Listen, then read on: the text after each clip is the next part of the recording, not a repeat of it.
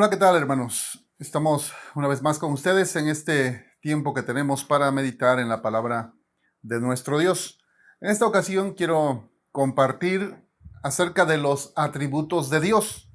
Ya hemos estado avanzando en esta serie acerca de la doctrina básica cristiana. Y en este momento vamos a introducirnos un poco en cuanto a los atributos de nuestro Dios. Para empezar, déjeme decirle que los atributos de Dios se dividen en dos. Se dividen primeramente en los atributos naturales de Dios, que tiene que ver con la esencia natural de nuestro Dios, lo que le hace ser Dios, por qué es Dios Él. Porque también la segunda parte, tenemos también los atributos morales de Dios. Los atributos morales son esas cosas que diferencian a Dios en su carácter, tienen que ver más bien en cómo es Él. Pero en los atributos naturales tienen que ver con cómo o qué es Dios. En este asunto, un poco tal vez complicado, para poder explicarlo mejor, vamos a verlo en cuanto a unas palabras que, si bien es cierto que no aparecen en la Biblia, pero la teología lo ha querido poner así para que podamos tener una mejor comprensión de quién es Dios, cómo es Él y cuál es su carácter. En este caso, en primer lugar, vamos a hablar de que Dios es omnisciente. Omnisciente. Esto quiere decir que Dios todo lo sabe. Dios todo lo sabe. Él conoce todas las cosas, aún lo profundo, lo oculto, aún aquello que pudiéramos hacer en oscuridad. Dios todo lo sabe. Solo Dios lo sabe todo. Él conoce el pasado, el presente y el futuro. Todo es conocido por Dios. Con justa razón, alguien dijo que la profecía solo puede ser dada por Dios. Oiga bien, la profecía solo puede ser dada por Dios. ¿Por qué? Porque Él es el único que conoce el pasado, el presente y el futuro.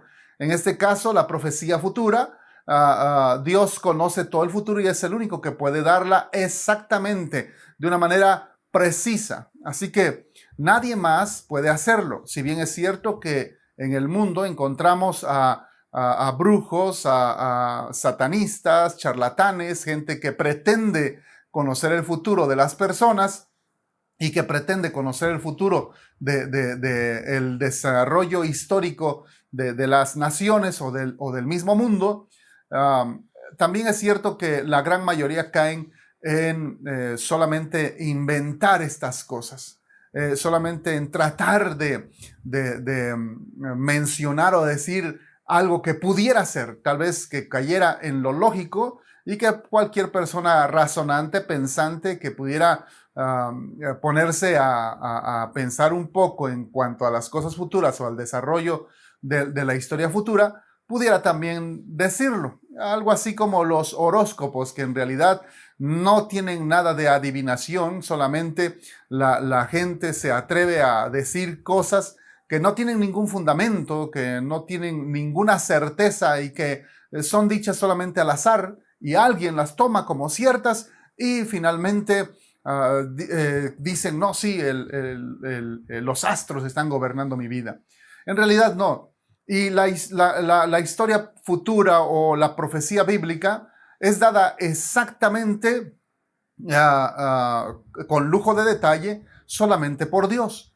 Y si tuviéramos ahorita en este momento el tiempo, no lo tenemos, pero llegará el momento en que tengamos que hablar un poco acerca de profecía, nos daremos cuenta que las profecías dadas por Dios y que se encuentran registradas en la Biblia tienen muchísimos detalles que solamente Dios puede dar. Un ejemplo es cuando Dios dijo que Él iba a levantar a un siervo suyo que se llamaría Ciro y que él haría regresar a su pueblo a Israel, porque usted recordará que Israel estuvo 70 años en exilio en Babilonia y Dios mucho antes profetizó a través de un siervo suyo que iba a levantarse un hombre de nombre Ciro, que iba a ser un rey y que él iba a hacer regresar a su pueblo. Y exactamente es lo que ocurrió, nos lo describe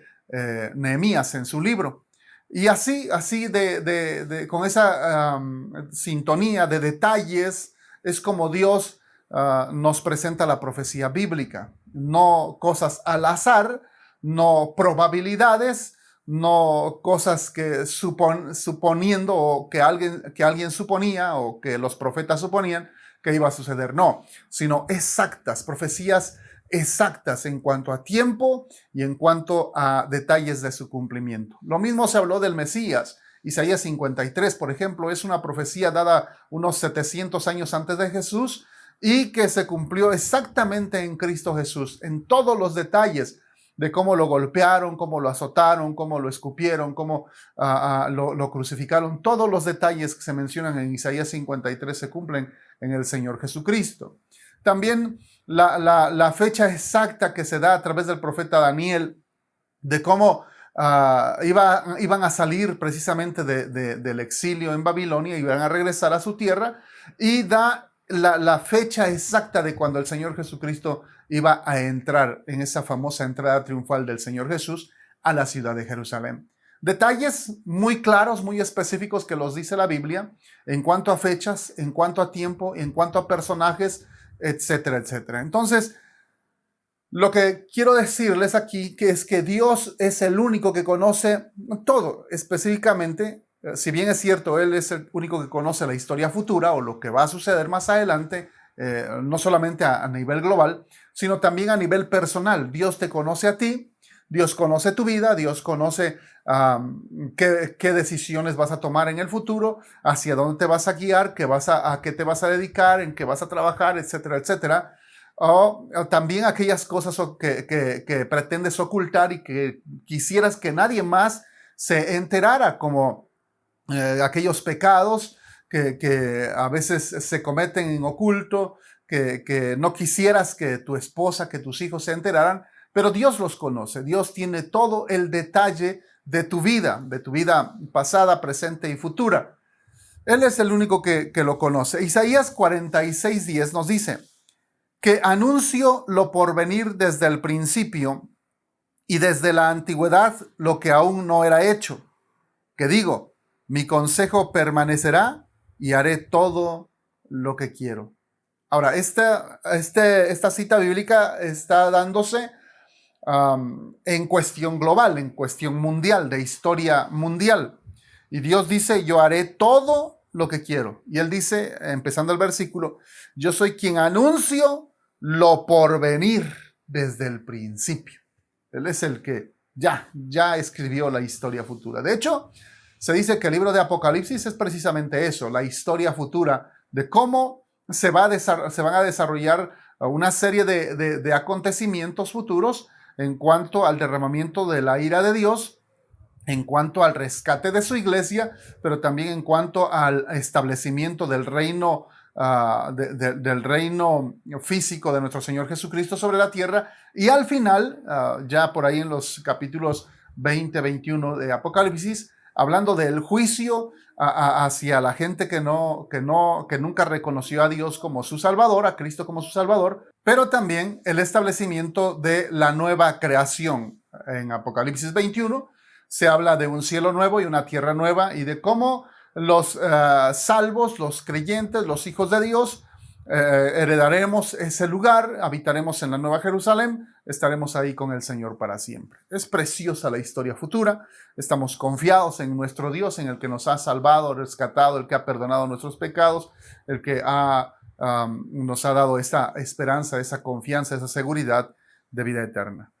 Jeremías 29:10 dice, esto dice el Señor, ustedes permanecerán en Babilonia durante 70 años, pero luego vendré y cumpliré todas las cosas buenas que les prometí y los llevaré de regreso a casa. Esta es una de las profecías que les mencioné antes, como está determinado exactamente el tiempo que Israel iba a estar exiliado allí en Babilonia, y cómo Dios exactamente a los 70 años los iba a devolver a su casa, es decir, a su tierra. El Salmo 44:21 en la traducción del lenguaje actual dice, tú te habrías dado cuenta, pues sabes lo que pensamos. Qué cosas tan especiales, como lo menciona aquí esta versión. Dice, tú te habrías dado cuenta, pues sabes aún lo que pensamos.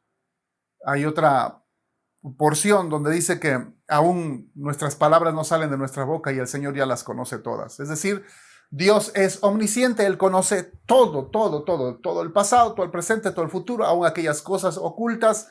Y si pudiéramos hablar de los cielos, los astros, de las galaxias, etcétera, etcétera, todo aquello que el hombre desconoce y que le parece asombroso y que le parece demasiado grande, todo lo conoce Dios porque Él lo hizo, Él lo sostiene, por su poder sostiene todas estas cosas. Esa perfección matemática con que funciona el universo, Dios la diseñó, Dios la puso ahí, así que Él conoce todas las cosas. Proverbios 15:3 dice, los ojos de Jehová están en todo lugar, mirando a los malos y a los buenos.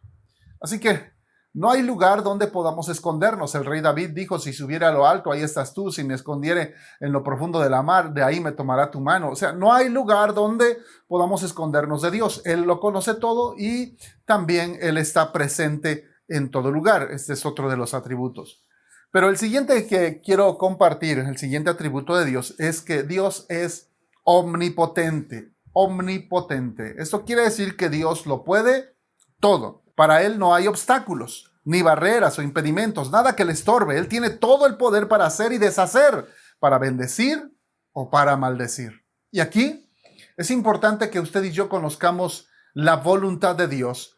Si bien es cierto que Dios ha puesto en nuestra lengua cierto poder, porque dice que en nuestra boca, en nuestra lengua, emana la vida y que en nuestra lengua tenemos el poder de la vida y de la muerte. Pero no es para maldecir. Dios no nos ha dado ese derecho, esa autoridad, ese poder. Más bien el Señor Jesús nos dio una orden. Él dijo, bendecid y no maldigáis. Ese es nuestro trabajo para nosotros como cristianos. Bendecir a la gente, bendecir y no maldigáis. Incluso cuando alguien está en contra nuestra, cuando alguien habla mal de nosotros, cuando alguien nos ofende, cuando alguien nos golpea, incluso el Señor Jesucristo dijo, bendecid a los que os maldicen, orad por los que os persiguen. Incluso hasta ese punto de orar, bendecir a los que nos están maldiciendo, a los que nos están golpeando, si llegáramos a padecer esas cosas. El único que puede y que tiene esa autoridad y que tiene todo el derecho porque Él nos hizo, porque Él nos compró, porque de Él somos suyos, todos los habitantes de la tierra, lo quieran reconocer o no lo quieran reconocer. Ese es Dios, es el único que tiene esa autoridad. Así que Él puede bendecir o maldecir. Él tiene todo el poder sobre todas las cosas en todos los tiempos, en todas las formas. Escuche bien esto. Dios es el único que tiene todo el poder sobre todas las cosas, en todos los tiempos, en todas las formas. O sí, este es un concepto teológico muy importante. Debemos saberlo. Nadie más tiene el control de todas las cosas, de todas las formas y de todos los tiempos. Solamente Dios. Él es el único que tiene todo ese poder. Él es omnipotente, todo lo puede. Génesis capítulo 18, verso 14 dice, ¿hay para Dios alguna cosa difícil? Al tiempo señalado volveré a ti y según el tiempo de la vida, Sara tendrá un hijo. Bueno, está hablando ahí directamente con Abraham. Pero la primera pregunta o la pregunta de la primera frase dice, ¿hay para Dios alguna cosa difícil? Y aunque en este caso específico de Abraham está hablando de darle un hijo, ya que Sara era muy anciana, ya 90 años, y Abraham ya estaba a punto de cumplir 100 años, ya dice la escritura que Abraham estaba casi como muerto. Aún así Dios les profetiza y les dice que iban a tener un hijo. La misma pregunta puede aplicarse para cualquier otra cosa, sea física, sea espiritual, sea de nuestro tamaño o mucho más grande. Alguien dijo, nunca le pediremos a Dios cosa tan grande que Él no pueda hacer. Y es que así es. Nunca le pediremos a Dios cosas tan grandes que Él no pueda hacer. Más adelante encontramos otra vez a Josué dando una orden, diciéndole al sol detente y a la luna también, y se detuvo. O vemos también a Elías clamando por fuego del cielo y descendiendo ese fuego, ordenando que no lloviera y no llovió, y después, 3 años y medio después, ordenando que volviera a llover y volvió a llover. Entonces, estas cosas, hablando de ese Dios omnipotente, Él lo puede todo, desde hacer que un vientre ya muerto pueda volver a gestar, como detener el sol, la luna, abrir el mar, detener un río, etcétera, etcétera, etcétera. También puede bendecir tu vida. Él tiene todo el poder para ayudarte, para estar a tu favor, para abrirte puertas o sencillamente cerrar puertas de acuerdo a tu necesidad, pero también de acuerdo a la voluntad de Dios. Esto es bien importante porque muchas cosas o muchas veces oramos de acuerdo a nuestra necesidad y no tomamos en cuenta la voluntad de Dios. Entonces, cuando oramos debemos tomar en cuenta siempre la voluntad de Dios para que las cosas que oremos sean probables, porque si oramos algo que está en contra de la voluntad de Dios, pues no va a suceder. Así que tenemos que conocer mejor o más la voluntad de Dios. Job capítulo 42, verso 2 dice: yo conozco que todo lo puedes, dice el escritor. Yo conozco que todo lo puedes y que no hay pensamientos que se escondan de ti. Entonces, aquí encierra las dos cualidades, que Dios es omnipotente y que también Dios es omnisciente. Yo sé que todo lo puedes y que no hay pensamiento que se esconda de ti. Pero Dios lo puede todo. En Mateo 19, 26 dice: y mirándolos Jesús les dijo: para los hombres esto es imposible, mas para Dios todo es posible. Para Dios todo es posible. Y en realidad así es. Si Él fue capaz de hacer los cielos y la tierra, si Él fue capaz de crear toda la gran variedad de animales que hay, de plantas, de separar las aguas, de hacer salir los continentes, etcétera, etcétera. Si Dios pudo hacer esas cosas, que son realmente grandes, ¿qué no podrá hacer de lo que nosotros estamos pidiendo, clamando, orando? Creo que Dios lo puede hacer. Segunda Timoteo capítulo 1, verso 12 dice: por lo cual asimismo padezco esto, pero no me avergüenzo, porque yo sé, dice el apóstol Pablo, yo sé a quién he creído y estoy seguro que es poderoso para guardar mi depósito, es decir, mi cuerpo o mi vida, mi alma, para aquel día, para el día de la resurrección, para el día del arrebatamiento, dependiendo de qué nos sorprenda, qué cosa venga primero. Si ya morimos, pues vamos a participar de la resurrección. Si no hemos muerto cuando sea el arrebatamiento, pues nos va a levantar. Así que lo importante aquí es que Dios, para usted y para mí como cristianos, Cristo Jesús, Dios mismo, es poderoso para guardar nuestra vida cristiana, para guardar nuestro depósito como salvos, como hijos de Dios, como siervos de Dios, como creyentes. Él es poderoso para guardarnos para aquel día. Si estás batallando con algún pecado en tu vida, si estás batallando con alguna situación negativa, si estás batallando con algún hábito pecaminoso que no puedes abandonar, tienes que creer esta palabra. Judas capítulo 1, verso 24 dice: y aquel que es poderoso para guardaros sin caída y presentaros sin mancha delante de su gloria con gran alegría. Así que si estás batallando, si estás pecando, si estás manteniendo un pecado oculto, un hábito pecaminoso que sientes, que sabes que ha roto tu relación con Dios, es porque no has creído esta palabra.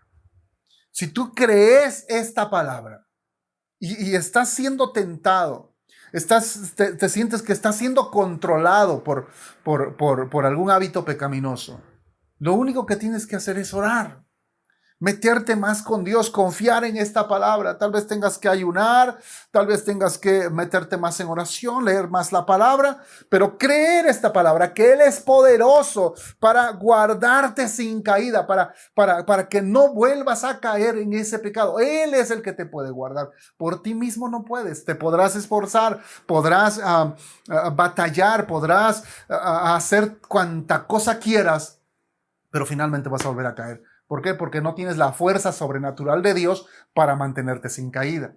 El único que te puede mantener sin caída es Dios, es Cristo. Así que métete más con Dios. En tercer lugar, Dios es omnipresente. Él está en todo lugar. Dios está naturalmente presente en cada aspecto del orden natural de las cosas, en cada forma, tiempo y lugar. Y déjame decirte esto. Dios, dice aquí, Dios está naturalmente presente en cada aspecto del orden natural de las cosas. O sea, no hay ningún lugar donde no esté Dios. Dios está aquí ahora mismo, Dios está donde tú te encuentras ahora, Dios está en cualquier lugar ahora mismo. Incluso Dios está donde muchos dicen que no hay Dios, que no está Dios. Porque decimos, cuando alguien no cree en Cristo, cuando alguien no confía en Dios, cuando alguien no ha entregado su vida a Jesús, será arrojado al infierno. Y el infierno es símbolo de alejamiento de Dios. Es un lugar alejado de Dios. Pero déjame decirte esto. Aún ahí está Dios. Porque no hay lugar en el universo donde Dios no esté. Está ahí también. Sí, ejecutando su juicio, pero está ahí. Aún en el infierno. No en el sentido de comunión como pudiéramos disfrutarlo tú y yo en Cristo Jesús. No en sentido de comunión, pero sí en sentido de juicio. Pero está ahí. Dios está en todo lugar. Isaías 40:12 dice, ¿Quién midió las aguas con el hueco de su mano y los cielos con su palmo? Con 3 dedos juntó el polvo de la tierra y pesó los montes con balanza y con pesas los collados. Y es nada más que poder, ¿no? Al mismo tiempo que habla de su poder, de su omnipotencia, está hablando también de su omnipresencia, de que está en todo lugar, en el polvo de la tierra, en los montes, en los collados, en los cielos, etc. Nahum capítulo 1 y versículo 3 dice, Jehová es tardo para la ira y grande en poder, y no tendrá por inocente al culpable. Jehová marcha en la tempestad y el torbellino, y las nubes son el polvo de sus pies. Es decir, ahí está también. Donde hay un huracán, donde hay un tsunami, donde hay todas esas cosas poderosas de la naturaleza que llamamos nosotros, ahí está Dios. Ahí está Dios. Él está en todo lugar.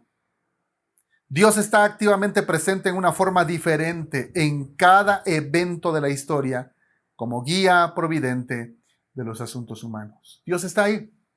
Aunque la gente no lo quiera reconocer, Dios está ahí. Ahora mismo que nuestras autoridades están aprobando toda la agenda LGTB y que están aprobando todo lo que tiene que ver en contra de la vida, aprobando la ley del aborto, etcétera, etcétera. Todas esas leyes que van en contra de la naturaleza y por supuesto en contra de la voluntad de Dios, de santificación, de pureza, de amor, de vida, etcétera. Aún en esas cosas está Dios. ¿Por qué? Porque si bien es cierto que los hombres están tomando sus decisiones malas, decisiones negativas, Dios está presente en ese momento. Y le voy a dar una clave bien importante. El mismo día que los jueces aprobaron la ley para legalizar el aborto aquí en nuestro país, el mismo día, en la noche, hubo un temblor de 7.1 grados. ¿Usted cree que fue casualidad?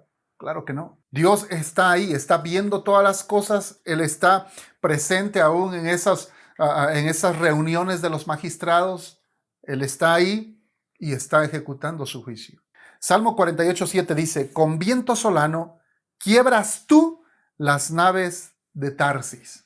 ¿Por qué? Porque las naves de Tarsis eran las más grandes en ese tiempo de la historia, eran las más bonitas, eran las más lujosas, eran las mejor acabadas, eran el orgullo de la nación de Tarsis. Entonces Dios se levanta para ejecutar juicio sobre esa nación, destruyendo a sus naves allí en el mar. Segunda de Crónicas 20:37 dice, entonces Eliezer, hijo de Dodaba y de Baresa, profetizó contra Josafat diciendo, por cuanto has hecho compañía con Ocosías, Jehová destruirá tus obras, y las naves se rompieron y no pudieron ir a Tarsis. Ahí está una vez más ejecutando juicio. Dios está presente y atento de manera especial para aquellos que invocan su nombre, que interceden por otros, que adoran a Dios, que le piden y que oran fervientemente por perdón. El Salmo 46:1 dice: Dios es nuestro amparo y nuestra fortaleza, nuestro pronto auxilio en las tribulaciones. Así que Él está presente ahí, en tu lugar de oración, donde tú doblas tus rodillas para orar, para pedir, para clamar. Ahí está Dios, atento a tus oraciones, dispuesto a bendecir, dispuesto a ayudar. La omnipresencia de Dios debería servirnos como recordatorio de que no podemos escondernos de Dios cuando hemos pecado. Ojo, mucha atención. No nos podemos esconder de Dios cuando hemos pecado. Y si tu decisión ha sido de pecar, si constantemente te mantienes en el pecado, si no vienes arrepentido al Señor, si opacas la voz de Dios, si no quieres oír al Señor, si apagas tu celular o tu dispositivo para no escuchar la palabra de Dios, si aún después de que has escuchado no te arrepientes, Dios va a enviar juicio a tu vida. Esto tenlo por seguro. Dios no se queda con los brazos cruzados. El Salmo 139, 11 y 12 dice: si dijeres ciertamente las tinieblas me encubrirán, aún la noche resplandece alrededor de mí. Aún las tinieblas no encubren de ti, y la noche resplandece como el día. Lo mismo te son las tinieblas que la luz. Sin embargo, déjame decirte que en Cristo hay esperanza.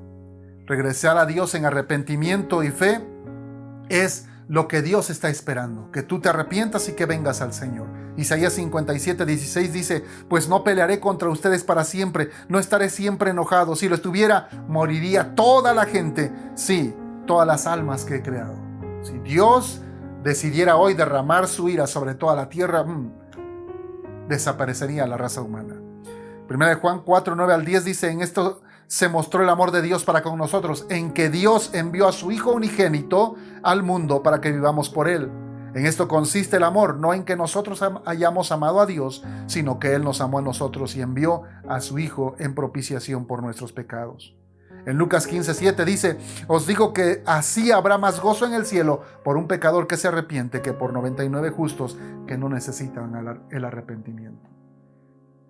Hermano y amigo, déjame decirte que el Señor está esperando que te arrepientas. Si tú dices que conoces al Señor, si tú dices que eres hijo de Dios, si tú proclamas a Cristo, debes arrepentirte de tus pecados, venir al Señor, pedir la fortaleza para que Él te libere de todas esas ataduras de pecado que aún estás manteniendo y que puedas vivir una vida en santidad.